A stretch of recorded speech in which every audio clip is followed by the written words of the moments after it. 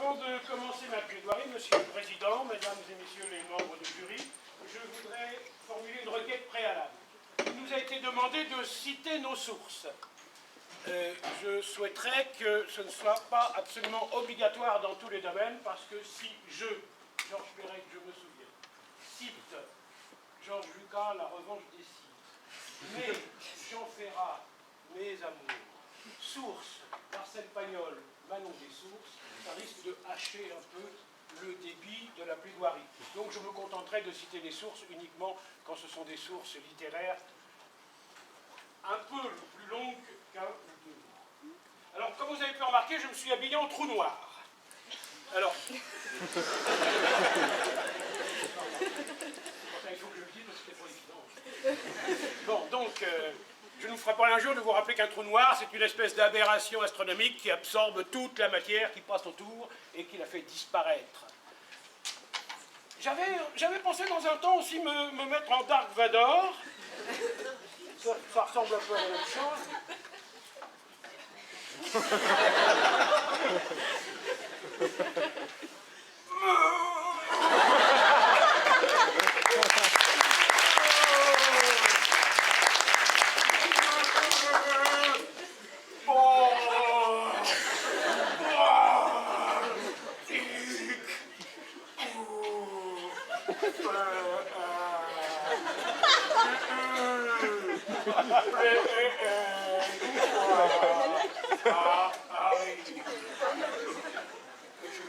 J'ai donc pensé que c'était une mauvaise idée.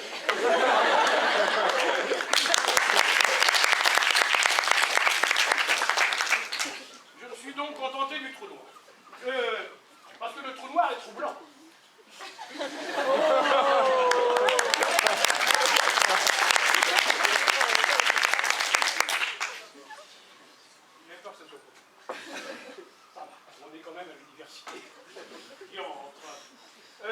Qu'est-ce qui m'avait fait penser au trou noir? C'était le trou de la sécurité sociale. Alors pourquoi j'ai pensé au trou de la sécurité sociale? J'ai pensé au droit de créance de l'État-providence, je me suis dit si on en rajoute encore un. Bon, voilà, vous voyez un peu donc le cheminement intellectuel auquel je me suis livré.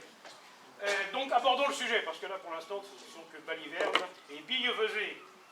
Alors je me suis penché sur, comme ma ravissante contradictrice, sur ce qu'est une rémunération. Et j'ai constaté qu'il y avait des tas de sortes de rémunérations. Le soldat a sa solde, le mineur de sel a son salaire, le fonctionnaire a son traitement, le vacataire a sa vacation, l'avocat a ses honoraires. Il y en a même un qui a appointé, je ne sais pas qui c'est. Il y en a qui ont des émoluments, d'autres qui ont des gages, d'autres qui ont des mensualités, une paye, une gratification et un tribut, ou même un loyer. Et alors là, c'est surprenant parce que pour moi, le mot loyer ne correspondait pas à rémunération. Et en fait, je cite mes sources, toute peine est digne de loyer, La Fontaine. Ou Gobineau, il a dû payer le loyer de ses fautes. Donc, on s'aperçoit que le terme de rémunération couvre un large spectre, parce qu'il fallait se poser la question, est-ce que la rémunération correspond à un travail fait, un travail non fait? En fait, tout est possible. Dans ce domaine-là, on a absolument tous les droits. Alors, cette introduction faite, abordons le plan. Plan. Partie 1. Les objections de fond. Grand A. Les contraintes financières. Grand B. Les objections morales. 2. Les objections de forme. La nécessaire évaluation, le nécessaire contrôle. Mon collègue en a parlé. Et, dernier point, petit point technique, qui paye concrètement. Et nous conclurons sur un exemple personnel. Donc, les objections de fond. Alors là, j'ai vu que M. Guillet était dans le jury, alors là, j'ai vu que tout ça. Heureusement, j'ai consulté le site du ministère des Finances. Budget de l'État, 394,2 milliards, TVA 144,3 milliards, 192,6 milliards. J'ai vite, parce que comme ça, il va peut-être pas s'apercevoir. Nombre d'étudiants. Alors là, j'ai été surpris. Combien y a-t-il d'étudiants en France l'année dernière? Évidemment, cette année, ce n'est pas encore paru au lycée. J'ai été surpris. Alors, qu'est-ce qu'on compte comme étudiants? On compte comme étudiants toutes les personnes qui sont dans l'enseignement supérieur, et donc aussi bien les classes préparatoires aux grandes écoles, ou alors sinon on fait des... on paye ceci, on paye cela, là, on va rentrer dans des détails complexes, on verra dans la suite. 2 300 386 000. Eh oui, quand même. Moi, je disais 2 millions à la louche. Il y a 2 386 000 étudiants en France sur l'année scolaire précédente. On ne peut pas les rémunérer en dessous de 1 000 €. En dessous, ce n'est pas une rémunération. Ça s'appelle une bourse ou une petite gratification, quelque chose comme ça. Donc ça nous fait 28,6 milliards. Ça nous fait 28,6 milliards par an, bien sûr. Et l'assurance maladie coûte 33 milliards, l'assurance chômage coûte 33 milliards. Alors, je me suis dit, on fait ça comment? Techniquement. Alors, la TVA, évidemment, ça rapporte plus que l'impôt sur le revenu, donc on augmente la TVA. Alors, quand vous avez vu l'augmentation d'un point de TVA, le tollé que ça a soulevé et la relance de la consommation, donc on n'augmente pas la TVA, on augmente l'impôt sur le revenu. L'impôt sur le revenu, c'est le plus juste. Hein, les riches payent plus que les pauvres. Donc, ça fait une augmentation de 40% des impôts sur le revenu. Alors vous vous en foutez, vous n'en payez pas. Mais nous, on en paye, nous. Et puis nous, justement, la classe moyenne supérieure, on en paye un max. Ce qui fait qu'une personne qui paie 500 € par mois va devoir payer 700 € par mois. Mais bon. Donc voilà, disons déjà une petite objection financière. Ça a un coût relativement élevé, 28,6 milliards d'euros par an. Maintenant, les objections morales. Les objections morales, c'est un peu plus subtil. C'est-à-dire qu'en fait, et notre collègue en a parlé, est-ce que moralement, on doit rémunérer les étudiants? J'avoue que je suis assez circonspect sur le sujet. Il me semble que non. Parce que, et là je ne vais pas me faire que des amis dans l'assistance, mais il me semble qu'on est à la limite, si vous voulez, des possibilités financières, on l'a vu tout à l'heure, mais aussi des possibilités morales en ce qui concerne l'assistanat. C'est-à-dire qu'en fait, si, et vu des pays anglo-saxons, c'est une catastrophe, on est un des pays les plus assistés au monde, ou les personnes, disons, sont les plus assistées au monde. Et si on rémunère les étudiants, on risque de les mettre dans une situation certes plus confortable, je le reconnais très volontiers, mais aussi de les mettre dans une situation d'assistés, de les habituer à être assistés. Tous les mois ça tombe, que je fasse pas, bien sûr, on verra ça tout à l'heure dans le deuxième point, et il me semble que ça risque d'être contre-productif. J'y vois donc une objection fondamentale. Maintenant, en ce qui concerne les objections de forme. Alors, les objections de forme, si on rémunère les étudiants, il faut déjà s'assurer de leur présence. Alors, je me souviens, moi, première année de droit, il y a 2 ans, inscrit 250, présent en cours, au max 150. Les 100 qui ne sont pas là, ils ne sont pas là pourquoi? Parce qu'ils sont inscrits pour avoir les bourses.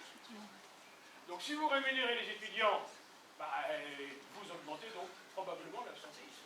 Parce que vous avez augmenté le nombre d'inscriptions de gens qui ne s'intéressent pas à la discipline dans laquelle ils vont s'inscrire. C'est évident. Donc, il faut un contrôle. C'est-à-dire qu'on va retrouver les bons vieux appariteurs, comme au bon vieux temps, qui vont passer dans les amphis, pas seulement en TD, qui vont pointer tous les présents, ça va passer à temps fou. Enfin, il faut une évaluation, un contrôle, ou alors, et c'est ce que dit le mot rémunération, on ne rémunère que ceux qui ont eu leur diplôme. Parce que rémunération, au départ, veut dire récompense, étymologiquement. Alors, on rémunère que ceux qui... Alors ça, c'est vraiment pas à la mode, parce que la rétribution mérite, ça fait vieux jeu, je suis ringard, excusez-moi, je passe à autre chose. Bon, dernier point. Concrètement, qui va payer? Alors moi, j'ai un peu d'expérience et je vais vous faire part de quelques anecdotes comme ça. Je fais partie de la commission d'attribution des bourses de l'enseignement supérieur pendant plusieurs années au rectorat. Hein, c'est un ensemble de personnes qui se réunissent. Une fois que tout le personnel administratif a fait le travail, il y a des taux, vous avez droit aux bourses, vous n'avez pas droit aux bourses, c'est clair, c'est simple. Et il y a des cas litigieux. Donc pour nous dédommager d'être venus, d'avoir fait le déplacement, la commission nous soumet 1 ou 2 cas comme ça, qui sont, disons, litigieux. D'ailleurs, à ce propos, pour ceux qui auraient un petit problème de bourse, qui viennent me voir donc à la bibliothèque universitaire, je leur expliquerai très simplement comment devenir boursier, sans aucun problème, aucune difficulté. C'est ouvert à tous. Mes consultations, elles, sont évidemment payantes.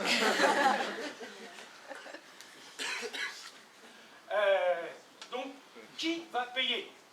Alors, est-ce que c'est l'État? Est-ce que c'est les collectivités territoriales? Est-ce que l'argent est versé aux universités? Est-ce que c'est le Crous qui met tout ça en œuvre? Est-ce qu'il y a une commission donc, qui va juger si la personne est digne ou n'est pas digne de recevoir des bourses? Enfin, même si on supposait que le principe est bon, ce que je ne pense pas, du moins ce que je ne défends pas, sa mise en œuvre est tellement complexe que ça prendra au moins 10 ans, donc vous n'avez aucune chance d'avoir le jour, c'est du moins ce que je vous souhaite. Conclusion. Conclusion, je repasse à un cas personnel. Moi, j'ai eu la chance d'être un étudiant salarié. Ah oui, ça existe peut-être plus, je ne suis pas très au courant, mais on passait un concours pour être professeur et on était payé par l'éducation nationale. Et après, on devait être professeur pendant 10 ans. Donc, évidemment, je suis assez mal placé pour évaluer les difficultés que rencontrent les étudiants qui n'ont pas de revenus. Mais néanmoins, quand même, je crois savoir que les bourses sont attribuées à plus de 50% des étudiants. Mais ce qui est pire encore, et ce qui me désole, c'est que si jamais les étudiants sont rémunérés, moi je ne vais plus avoir le droit de m'inscrire. Parce que je ne vais quand même pas être un cumulard. Je ne vais pas cumuler la rémunération étudiante et ma retraite. Donc je vais être obligé de vous quitter. Il ne faut pas que les étudiants soient rémunérés, je voudrais rester là.